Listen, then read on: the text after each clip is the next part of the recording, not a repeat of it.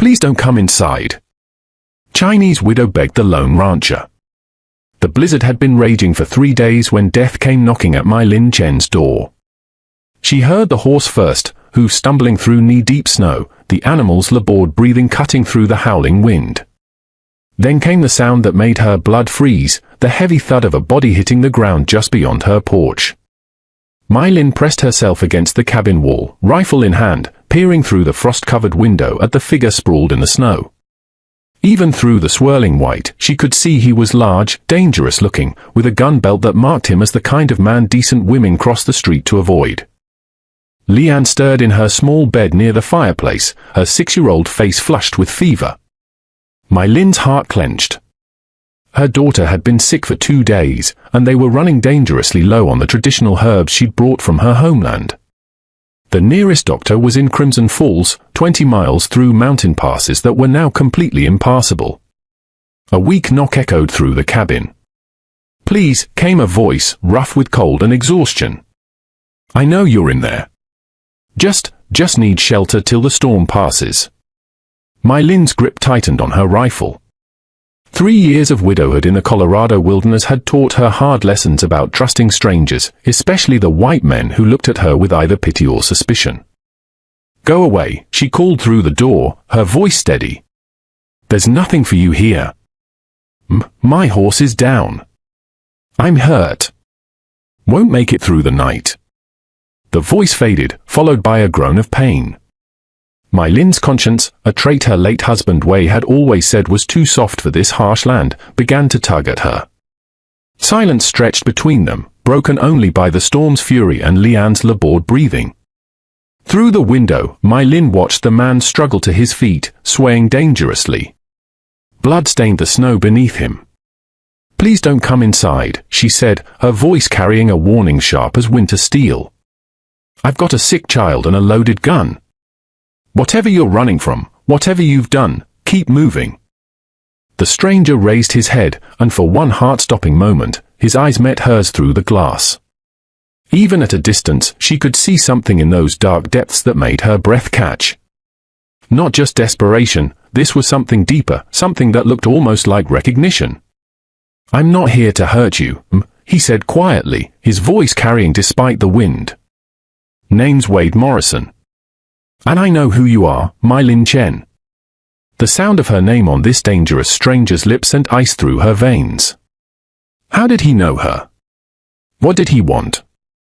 In Crimson Falls, Mai Lin was known as the strange Chinese widow, the woman whose knowledge of herbs and roots was whispered about with a mixture of fear and grudging respect. Most folks avoided her isolated homestead. But this man, this Wade Morrison, had sought her out deliberately. As Lian's fevered whimper pierced the storm-darkened cabin, Mai Lin realized that sometimes salvation came wrapped in danger. Her hands trembled as she watched Wade Morrison struggle to remain upright. Blood continued to seep from somewhere beneath his dark coat, staining the pristine white crimson. Behind her, Lian's breathing had grown more labored, each small cough like a knife to Mai Lin's heart. She was trapped. Let a dangerous stranger into her home, or watch him die on her doorstep while her daughter burned with fever. "How do you know my name?" Mai Lin called through the door, rifle still aimed. "Your husband," Wade replied, his voice growing weaker. "Wei Chen. He saved my life once. Told me if I ever needed help, his wife in the mountains was the kind of woman who could work miracles." Mai Lin's breath caught. Wei had been gone 3 years, killed in the copper mine collapse that had taken 12 other men. He'd rarely spoken of his life before she joined him in America, but she knew he'd traveled widely. Wei never mentioned anyone named Morrison, she said, though uncertainty crept into her voice. Wade managed a bitter laugh that ended in a cough. "He knew me by a different name then. Before I became what I am now. Look, I'm not going to make it much longer out here. And if what I've heard about your daughter's sickness is true, you need what I can offer as much as I need shelter." "What do you mean?" Mai Lin demanded. "There's medicine in my saddlebags. Real medicine from Denver. Fever reducers, tonics, things that could save the little 1 inch." His voice grew strained. "But if I die out here, Lian dies, too. The words hit my Lin like a physical blow. Medicine. Real American medicine, not just the ginseng and willow bark remedies she'd been desperately trying to make work. Lian had been fighting this fever for days, and my Lin could see her daughter weakening. Through the window, she watched Wade's legs buckle. "Mama," Lian's weak voice came from behind her. "Who's outside?" My Lin turned to see her daughter trying to sit up, her small face pale except for the fever-bright spots on her cheeks. "Just a traveler, sweetheart. Go back to sleep." But Lian was looking toward the window with the strange perception children sometimes possessed. "He's hurt bad, isn't he?" Every instinct screamed that Wade Morrison was dangerous, that letting him inside would bring death to her door. But Lian was dying slowly before her eyes. Another wet cough from her daughter made the decision for her. "If you so much as look at my daughter wrong," my Lin called to Wade, "I'll put a bullet through your heart without hesitation." "Understood," he replied simply. My Lin unbarred the door, rifle ready. The wind drove snow into the cabin. Wade stood hunched on her porch, one hand pressed to his side. Up close, he was even more dangerous looking than she'd thought, tall and broad-shouldered with the weathered face of a man who'd lived hard. When he raised his eyes to meet hers, she saw they were the color of storm clouds, gray and turbulent. But it was the gentleness in those eyes when they shifted to Lian that made my Lin's grip on the rifle relax slightly. "She's burning up," he observed quietly. 3 days now. I've tried everything I know." "The medicine?" Wade nodded toward his fallen horse.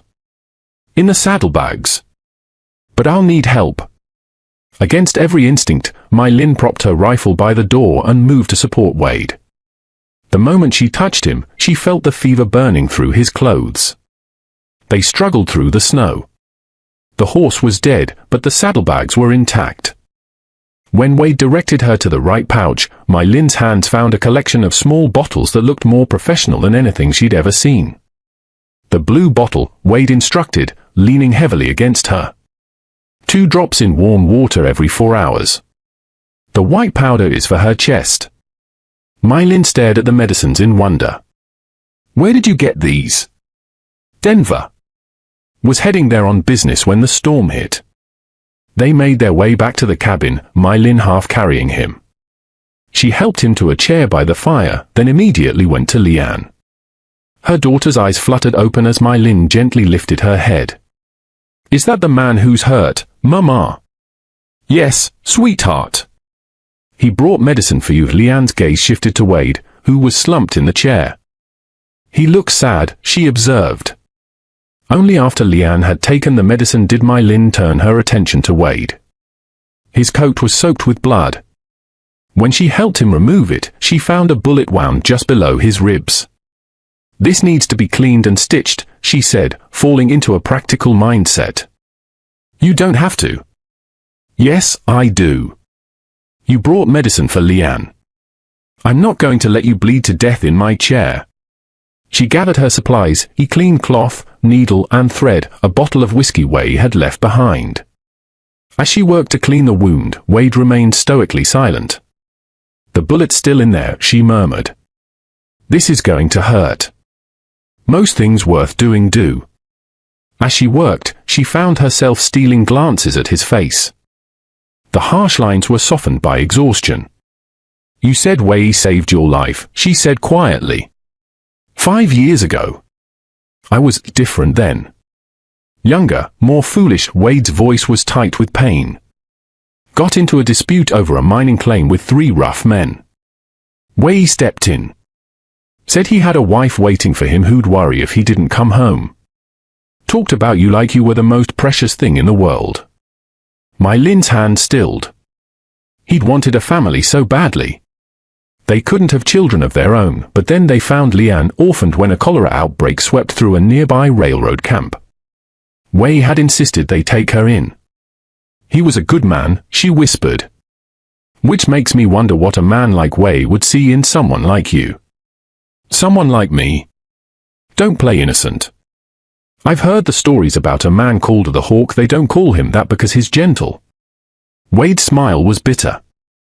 Stories have a way of growing in the telling. Are you saying they're not true? I'm saying there's usually more to a story than what gets told in saloons. My Lin pulled the bullet free. She cleaned the wound thoroughly, then began stitching it closed. Why are you really here, Wade? Wei may have mentioned me, but that doesn't explain why you'd risk your life in a blizzard to reach my cabin. Wade was quiet for so long she thought he might not answer. Because I'm tired of running, he finally whispered. And because Wei said if I ever wanted to find a different path, his wife would know how to help a man start over. My Lin tied off the final stitch, then sat back. And you think I can do that? I think you're the only chance I've got left. Outside, the wind howled. My Lin looked from this dangerous stranger to her sleeping daughter, then to the medicine bottles that might save Lian's life. She was beginning to realize that sometimes salvation and damnation wore the same face. My Lin woke before dawn to the sound of Lian's breathing, deeper and more even than it had been in days. The fever had broken. Wade sat exactly where she'd left him, his posture suggesting he wasn't truly asleep. She moved to check on Lian, placing a hand on her forehead. Cool. How is she? Wade's voice was a whisper. Better. The fever broke. Thank you. Those medicines saved her life. Just glad they helped. My Lin studied his profile in the firelight. Even wounded, there was something cold about him. You should try to sleep properly. You lost a lot of blood. Wade finally opened his eyes. Not used to people worrying about my health, Mrs. Chen. My Lin, she corrected. And I'm not worried. I'm practical. Dead men can't help with chores. A ghost of a smile touched his lips. Practical. I can respect that. The wind had died down. Snow had drifted against the cabin walls. We'll be snowed in for days, she said. I can make camp in your barn once the weather. No, my Lin's voice was firm. You'll stay here until you're healed. I won't have a man's death on my conscience. Wade studied her. Wei was right about you. He had said she possessed a quiet strength that shamed louder men. He always saw the best in people. Including me, apparently. Wade's tone was bitter. I know I didn't deserve his help. I was younger then, angrier, looking for fights. What changed? He was quiet for a long moment. I killed a man. Not in a fair fight. Just killed him because I was paid to. That's when I realized what I'd become. My Lin felt a chill. You're a killer for hire. Was Wade's jaw tightened? Been trying to leave that life behind for 2 years. Why are you telling me this? Because you deserve to know what kind of man you're sheltering. My Lin absorbed this, weighing it against what she'd observed, the man who brought medicine through a blizzard, who'd asked about Lian's welfare before his own, who'd been honest about his past. People change, she said finally. Do they? Or do they just get better at hiding what they really are? She poured coffee into 2 tin cups and carried one to him. I think that depends on whether they want to change or just want to escape consequences. And which do you think I want? I think if you just wanted to escape, you'd have kept running instead of looking for redemption. They drank in silence. Mama, Lian's sleepy voice drew their attention. She was sitting up, her eyes clear. How do you feel, sweetheart? My Lin hurried to her side. Hungry, Lian said simply, then noticed Wade. You're still here. Storm's not over yet, Wade replied gently. Is it all right if I stay a little longer? Lian studied him. Are you still hurt? Some. Your mama fixed me up pretty well, though. She's good at fixing things. She fixed my doll when the arm came off, Lian said with absolute confidence. As My Lin prepared breakfast, Lian chatted to Wade about her favorite things. He listened with genuine attention. Do you have any children? She asked. His expression grew distant. No. Never really thought I was the type to be a father. Why not? Lian asked. Because fathers are supposed to protect their children, Wade answered honestly. And I've spent most of my life being the kind of man other fathers protect their children from. Leanne considered this. But you protected me. You brought medicine. I guess I don't know, he admitted. Mama says sometimes we don't know why we do good things, Leanne said wisely. We just do them because they feel right. Over breakfast, something shifted. The weariness between them eased, replaced by a fragile trust. But Mylin still caught Wade watching the windows, positioning himself where he could see the door. Whatever he was running from hadn't disappeared just because he'd found temporary shelter. The storm broke on the fourth day, leaving a world of pristine white. The trail's going to be impassable for another day or two, Wade observed, joining her on the porch. In the past 3 days, he'd proven surprisingly helpful despite his injury, splitting kindling and mending a broken chair. Long enough for you to decide what you're going to do, Mylin replied. When someone does make it up here, they'll recognize you. Worried about your reputation? I'm worried about Leanne, she said. Mr. Harrison has been looking for an excuse to declare me an unfit mother and take custody of her. Having a known gunslinger in my home would give him all the ammunition he needs. Wade's expression darkened. Aldrich Harrison. He owns most of the mining operations. He's had his eye on this land for years, hasn't he? He's been pressuring me to sell since Wade died, Mylin's jaw tightened. He doesn't think a Chinese woman can hold this land. What if it wasn't just one woman? Before Mylin could respond, the sound of approaching horses carried across the frozen air. 3 riders. That's Dr. Finch's bay, Mylin said, then her heart sank. And Sheriff Brody, and Mr. Harrison himself. Wade's hand moved instinctively toward his gun belt. I should go. Where? There's nowhere to run. Help me get Leanne inside, then sit in a chair by the fire. Let me do the talking. The riders reached the cabin. Dr. Finch, a kindly man, looked relieved. Sheriff Brody, younger and ambitious, seemed disappointed. But it was Harrison who commanded attention, a tall, silver-haired man whose expensive clothes marked his power. Mrs. Chen, Dr. Finch called. Thank heavens you're all right. We're fine, Doctor. Nevertheless, Harrison interjected, his voice dripping disapproval. This storm demonstrates exactly why this arrangement is unsuitable. A woman of your background has no business living in such isolation with a child. This is our home, Mr. Harrison. We manage. Lot of tracks here, Mrs. Chen, Sheriff Brody noted. Looks like you had company. A traveler took shelter, Mylin said steadily. He was badly injured. What kind of traveler? Harrison's eye sharpened. The kind who needed medical attention. Dr. Finch, perhaps you should examine him. They entered the cabin. Wade was in his chair, a blanket pulled to his chin, eyes closed. Good Lord, Dr. Finch exclaimed, moving toward him. This man's been shot. A hunting accident, Mylin said quickly. Who is he? Sheriff Brody demanded. Says his name is Wayne Miller, Mylin lied. Strange, Harrison mused. A man travels all the way from Kansas, gets shot, and just happens to find shelter with the most notorious widow in 3 counties. He moved closer, his sharp eyes missing nothing. You know, Sheriff, there's something familiar about this man. The walls were closing in. Mr. Miller isn't dangerous, Leanne piped up from her bed. He helped me feel better, and he knows lots of stories. Dr. Finch smiled, but Sheriff Brody frowned. You said he was delirious. How could he have been telling stories? Harrison was studying Wade's face. Sheriff, doesn't this man remind you of someone? That scar just above his left eyebrow. The recognition dawned. Now that you mention it, Judge. I've seen that face on wanted posters, Harrison declared. I believe we're looking at Wade Morrison. The Hawk.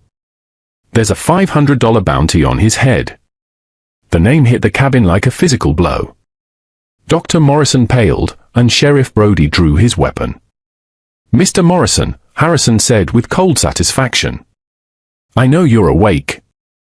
Slowly, Wade opened his eyes. "Harrison." "Been a while." Sheriff Brody's gun was steady. "Arrest this man immediately," Harrison commanded. "You can't take him," Mylin heard herself say. "He's still my patient." All eyes turned to her.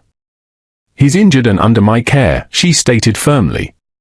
"As the only medical practitioner for 20 miles, I have the authority to determine when he's fit to be moved."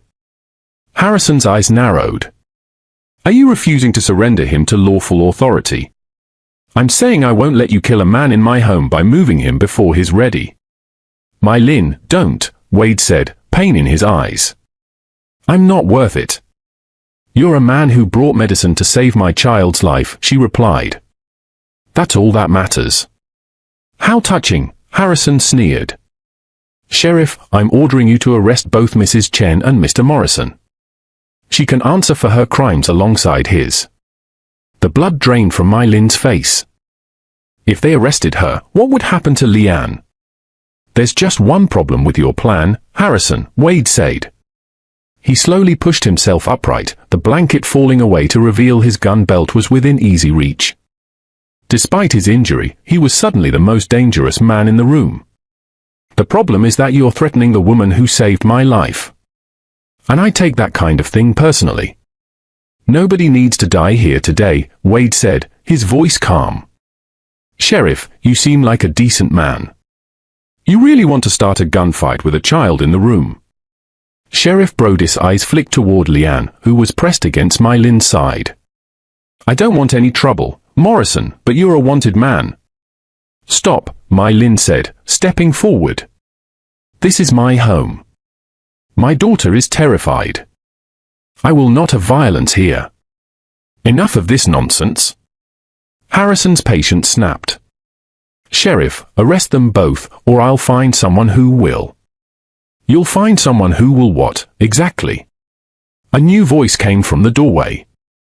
Everyone turned to see a tall, lean figure silhouetted against the snow. "Deputy Marshal Grant," Dr. Finch breathed. "Thank God." The U.S. Deputy Marshal surveyed the scene.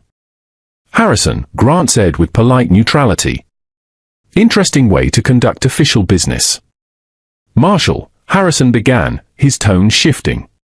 "We've discovered Mrs. Chen has been harboring a dangerous fugitive." Grant's eyes found Wade. "Is that so?" "Well, Mr. Morrison, you certainly get around." "Marshal," Wade acknowledged with a slight nod.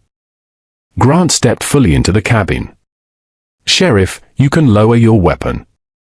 I'll handle this." He turned to Harrison. "Actually, there might be a complication with that arrest." "What kind of complication?" "The kind where Mr. Morrison isn't technically a fugitive anymore." Grant pulled an official document from his coat. "Presidential pardon. Signed 3 days ago. Conditional, but valid. Mr. Morrison has been working with federal authorities, providing information about certain criminal organizations." Mylin felt her knees go weak with relief. Harrison's face turned purple. "That's impossible." "It was classified," Grant said mildly. "You didn't need to know." "But he's a killer." Harrison sputtered. "Actually," Grant said, "the man he killed was running a counterfeiting ring. Mr. Morrison did the government a favor." Mylin stared at Wade, seeing him in an entirely new light. "Even if this is legitimate," Harrison fumed, "it doesn't excuse Mrs. Chen. She knowingly harbored a man she believed to be a criminal." "Mrs. Chen," Grant's voice was sharp. "Did you know Mr. Morrison was wanted by federal law enforcement?" Mylin met his gaze. "No, Marshal. I knew he had a violent past, but I didn't know about any federal warrants." "Then she's guilty of nothing more than Christian charity," Grant declared. "Which, last I checked, wasn't a crime in Colorado." He turned to Harrison. "As for Mrs. Chen's fitness as a mother, those are civil matters. You'll have to pursue them through appropriate channels." After Harrison and the sheriff left, Marshal Grant remained. "The pardon is conditional," he told Wade. The condition is you stay out of trouble. He looked between them. And a widow of your standing, Mrs. Chen, living alone with a notorious gunslinger, that won't win you any popularity contests. Harrison isn't going to forget what happened here. You two might want to think about how to make this arrangement look respectable. With that cryptic advice, he tipped his hat and left. The storm outside had ended, but the storm in their lives was just beginning. 3 weeks later, Mai Lin stood on her porch, watching the sunset. Colt had stayed.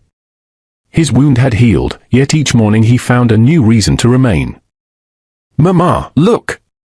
Leanne's voice drew her attention. Wade was helping her build a small snow fort near the barn. Over the past weeks, Mai Lin had watched their bond grow. The feared gunslinger had become a patient teacher and a gentle friend to her daughter. Dr. Finch approached on horseback, his face creased with worry. "I'm afraid I have news. Harrison has filed a formal petition with the territorial governor, claiming your arrangement poses a danger to Leanne's moral development. He's requesting a custody hearing in 2 weeks. In Denver." The words hit like a physical blow.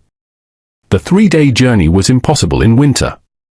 "If you don't appear," the doctor said gently, "he wins by default." What exactly is he claiming? Wade's voice came from behind her, dark with anger. "Moral corruption, improper supervision," Dr. Finch recited. "He's claiming Mrs. Chen's association with you makes her unfit to raise a child." "And he's probably right," Wade said quietly. "I should leave tonight. Disappear and take the problem with me." "Absolutely not," Mai Lin's response was immediate and fierce. "You're not running away." "Perhaps there's another solution," Dr. Finch said, clearing his throat. "Marriage." The word hung in the air. "I beg your pardon." Mai Lin managed. "It's simple," the doctor said. "Harrison's petition is based on the impropriety of your arrangement. A marriage would eliminate that objection." "Who said anything about convenience?" Wade interrupted quietly. He stepped closer, his voice low. "Mai Lin, I've watched you with Leanne, seen your courage. You're the strongest woman I've ever met. I know my past, the danger that follows me. But these past few weeks have been the happiest of my life." "What about Leanne?" Mai Lin whispered. "A life with 2 parents who love her and would die to protect her," Wade replied without hesitation. "This is insane," she said, her voice lacking conviction. "Is it more insane than letting Harrison destroy everything?" "I'm asking, Mai Lin, because I love you. I love Leanne. I love this life we've started building." The words overwhelmed her.